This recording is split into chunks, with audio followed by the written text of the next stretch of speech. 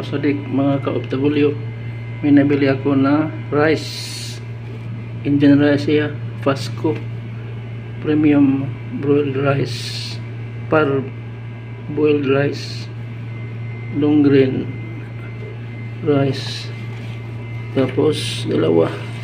Yan ang pagluto. Paano pagluto? Number 1, soak, rinse and rinse. Number 2, covered cooking pot. Number 3, open cooking pot. Number 4, ayan, so number 5.